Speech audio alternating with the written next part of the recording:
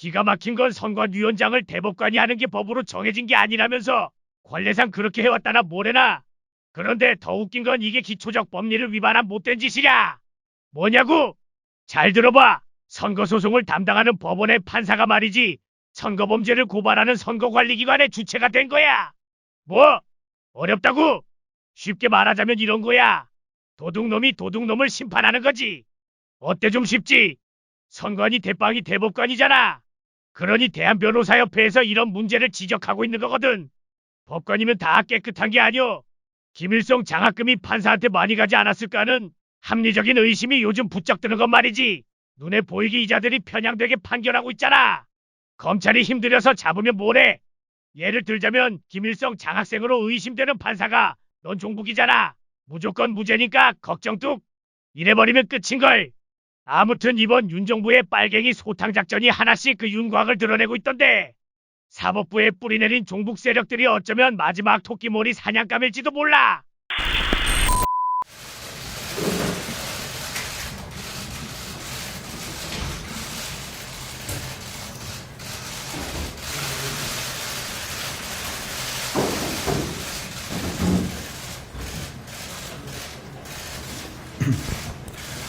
국민께 드리는 말씀. 누구보다도 공정해야 할 선거관리위원회가 최근 미흡한 정보보안관리와 고위직 간부들의 자녀 특혜, 부정승진 문제 등으로 큰 실망을 드렸습니다. 참담한 마음과 함께 무한한 책임감을 느낍니다. 중앙선거관리위원장으로서 진심으로 송구하다는 말씀을 드립니다.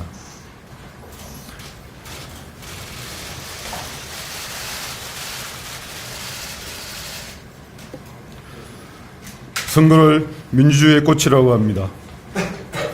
선거관리위원회의 신뢰가 흔들리면 민주주의도 흔들립니다. 선거관리위원회에 대한 믿음은 공정과 중립에서 나옵니다.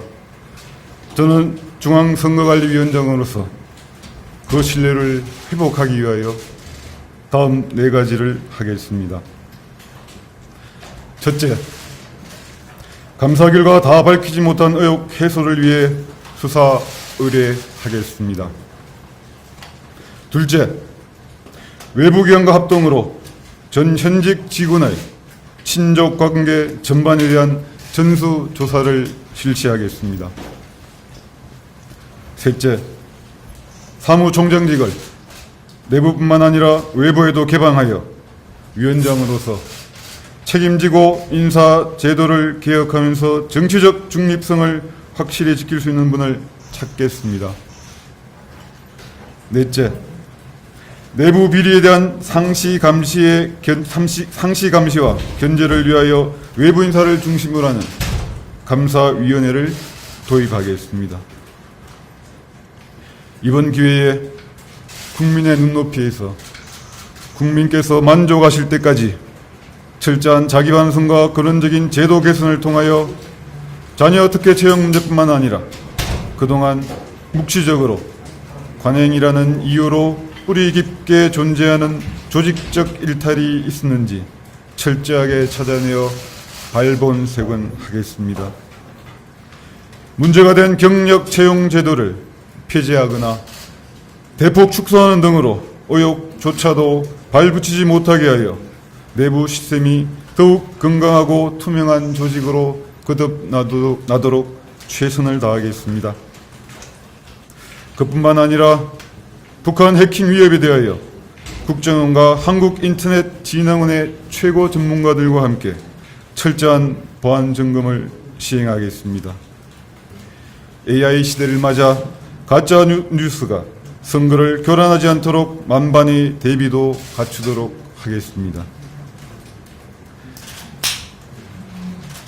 민주주의의 시작과 끝인 선거관리를 담당하는 기관으로서 막중한 헌법적 책무를 뼈저리게 다짐합니다. 국민이 더 이상 염려하지 않도록 엄정 중립의 자세로 법과 원칙에 따라 공정하고 투명한 선거관리위원회가 되겠습니다. 중앙선거관리위원회 위원장 노태학 의원.